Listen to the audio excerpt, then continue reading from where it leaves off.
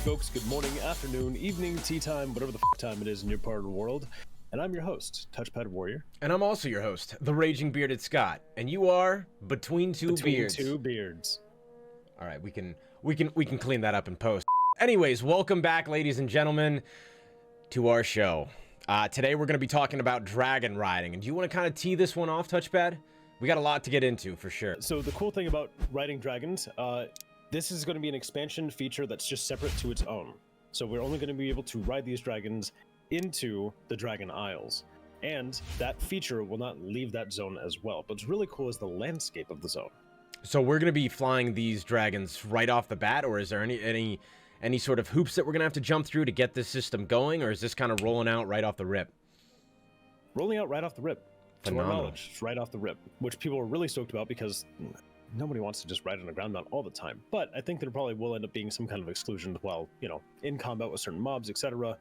Basic travel will still probably be on the ground with your normal mounts, but as far as like traversing through the zone, most of your travel will be through dragon riding. Well, and talking about the zone, the landscape in this new zone is actually it's as important as the dragon riding mechanic itself, because the whole zones, each of the zones has kind of been designed with this new mechanic in mind. So there's going to be more vertical obstacles built in right off the bat that you're going to be able to interact with the player that we were able to see from some of those first takes on release day. Yeah, the little like dive bombing kind of stuff going on as you go off a cliff and you see your dragon dual barrel roll and swoop in. Dual barrel roll. I think it's really cool. Dual barrel roll. Yeah, that's going to happen a lot. They haven't talked to us a ton yet about like what each of those mechanics are. Obviously, we just said barrel roll, but we don't know what that actually ability is. We've seen a dive, we've seen a dodge, we've seen a dip, a duck, but there's not really a name, and we don't know how we get these things. So there's still a big question mark over a lot of this stuff. But the mechanics itself seem like a great addition when it comes to the immersiveness that each player feels when they're interacting with the game from that sort of space. Yeah, of course. And I'm just really excited to have like maybe even like keybind actions, kind of like we see in vehicles. Hopefully an updated system because vehicles haven't been the best. But I'm expecting to have like different actions as you're traversing through and feel like you're actually going to the zone. Yeah, like you're going through things. Where would you be as the player without being able to like just emote flip someone the bird as you're flying by, just like you do in real life? Hey, you cut me off. Yeah. You just sit there, roll down the window, and eye somebody like they do in Family Guy. That's how you know the race is about to start, and then you just jump off the cliff. People are gonna have macros to like talk shit to each other.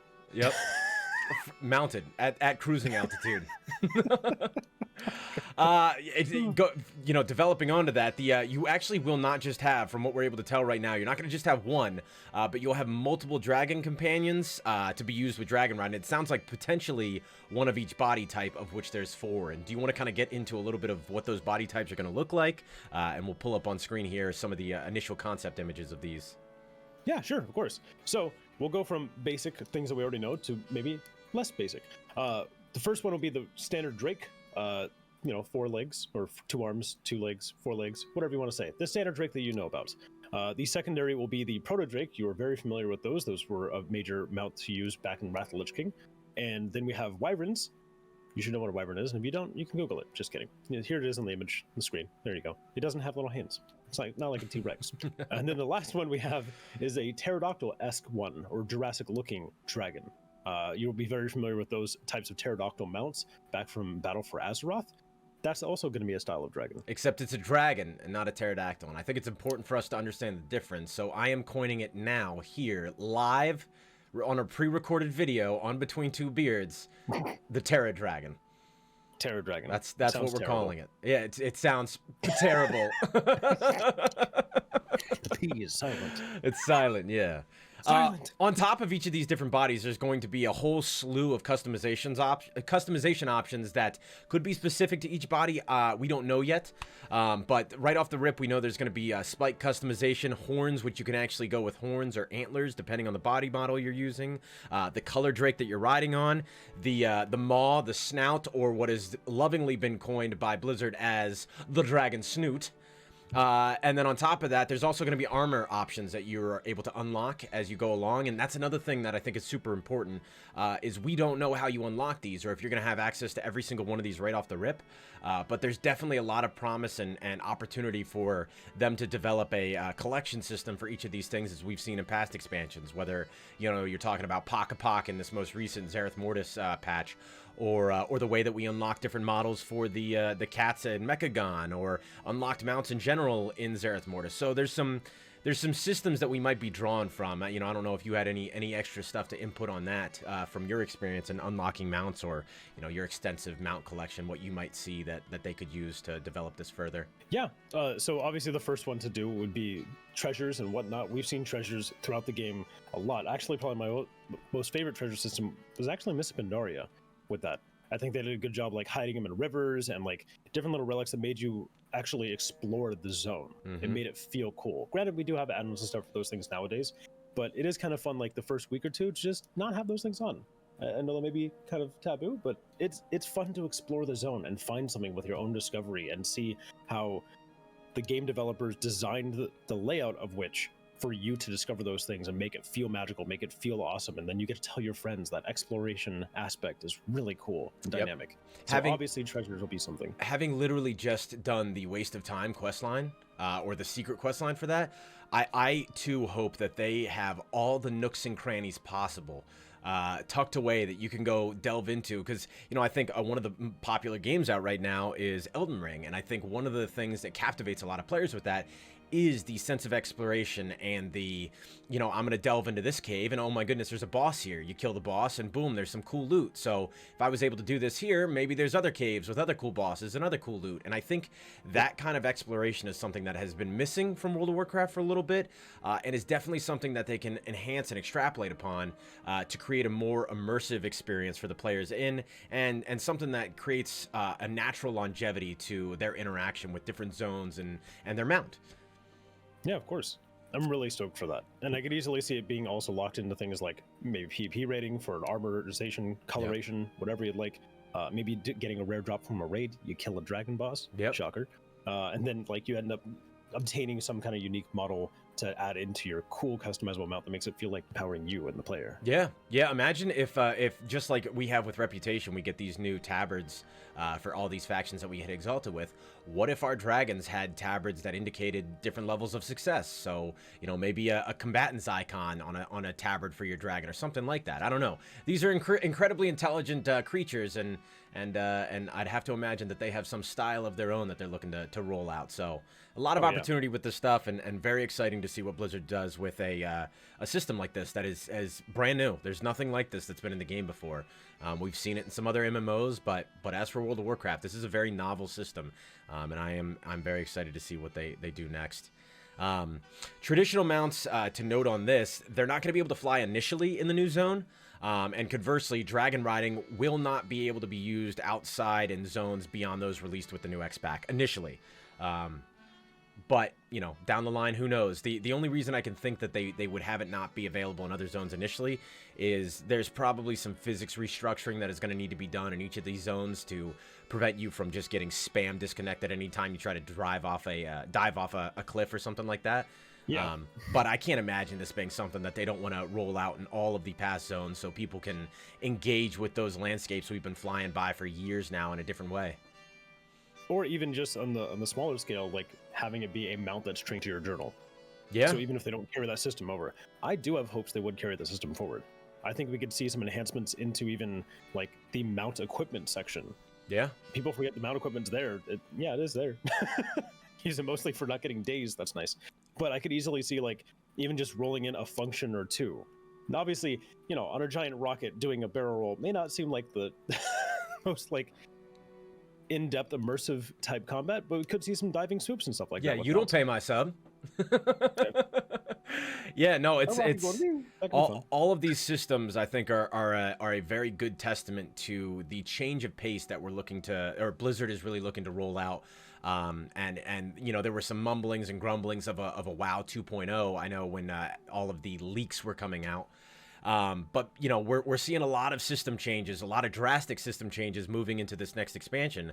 So maybe WoW 2.0 is less of an immediate release and something that we're looking to roll out over time here over at Blizzard HQ. So chip it away at it slowly. Absolutely. I think that's a smart way to do it because, you know, they've been trying to recapture a different generation of gamers for this game that's now been out for, you know, almost 2 decades. Or you know, we're rolling in that direction. So updating it and modifying it and bringing it into the bringing it into 2022, I think is super important to make sure that we see the legs stay under World of Warcraft for a long time to come, which 100% is something that I'm very passionate about, and I know you are as well. Hey, mountain collectors! Hi, I'm right here too. Don't worry, there will be other. Don't you mean hi? I'm here too. Oh, jeez, not even. Man, that's a rough one. Yeah, so like, don't worry. There still will be supposedly mounts that you can collect at the zone, and you will still also have some kind of necessary need to have your regular ground mount for travel. I imagine a lot of the system for training your dragon will end up developing with how often you use dragon flying around the zone, and then you're able to develop that skills or maybe be able to fly it for longer, increase movement speeds, etc. We don't know a whole lot yet, but I have a lot of hope. What if they use the same sort of system that they used for weapon skill back in Vanilla and Burning Crusade and beyond, where every second or every minute you're flying your dragon, you just get like a point in the skill? I feel like people would just get those little water birds on their computer and just sit there like just auto fly. Go for it. Bots would have an entirely new use in the game. you would just like go into, you know how you can like auto fly into a mountain and just stay there? Yeah. People just do that to increase their riding skill. I do have some kind of hopes of different little mini games and stuff we can see. Yeah. We saw some kind of things with racing your dragon, like for Netherwing Ledge. You could do the Netherwing Ledge races, going against other people that were riders. You also had in Mists of Pandaria, you had the Cloud Serpents. Cloud Serpents were really cool, and you go through the little hoops, you get a speed increase, different dynamics like that. I easily could see that being developed into the Dragon Isles as little mini events are happening, maybe on the weekend. Fishing tournament kind of stuff. Yeah. That'd be super cool. Even if it's just for a cosmetic, would be totally cool and actually get players to engage in that content. It's like, hey, you gonna be there on Sunday morning? Yeah, we're riding. We're going out riding, boys.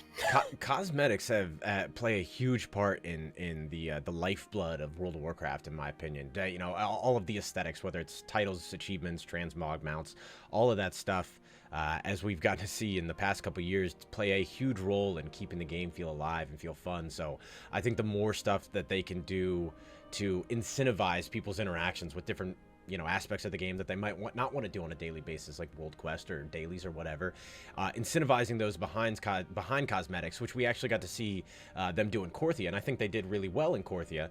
I hope to see that system kind of propagated forward as we move into Dragonflight, and hopefully it does pay some sort of a tribute to dragon riding as a whole. I'm really excited for that. Do you have any sort of, you know, just from what you've seen, what are your hopes and dreams for your dragon? What are you looking to customize, dress them up as? I'm a huge sucker for proto-dragons, proto-drakes. I think they're really cool. I like the idea of having it so that they're always using their wings almost when they're on the ground. They just look dominating. They look empowering. They look strength. And also Galakron's a nasty dude. Galakron is a big Galakron nasty. Is. I'm excited for that. I want to have a plethora of thorns and horns. I can see even like eyes being a thing. Might be a little trippy. I can see like different things going on multiple eyes to make your dragon. Yeah. Now you're really talking about Galakron. Galakron, exactly. Maybe we'll fight him. Who knows? Yeah. But I want like an icy looking dragon, maybe a blue mouth. Well, that'll be interesting too. I wonder, you know, if there'll be any sort of like permanence in the way that you customize your Drake. If it'll be, I doubt it, right? Because that wouldn't make any sense. But, you know, dragons can't just shed their scales and repaint them. So I'm curious of the systems that they put in place to allow you to continue to customize as you unlock stuff. I think for me, I've always been a sucker for the classic Drake. And it looks like, from what I've been able to tell, there's maybe some beard options. So I'm looking for like a Rib Van Winkle beard that grazes the ground at 30,000 feet. And he just kind of wraps around his torso whenever he's walking around. It's Dragonflight, baby. I mean, anything's possible. Where your dragon's beard is longer than its actual dragon. Yep. So it brings a whole new definition to the word dragon. Oh, God. Oh, shit. I named my dragon Dragonbeard. Oh, why? Because it's dragon with beard? No, he's dragging his beard. Yes. How'd you misunderstand that? That's a 1-to-1 in the common tongue. It's Dragonbeard and Draconic and common. Well, that's all we got right now for Dragon Riding. Thanks for joining us. I appreciate you coming out and taking part in Between Two Beards. And until next time, I've been Raging Scott. I'm a warrior of touching pads. We'll work on it. We'll see you guys next time.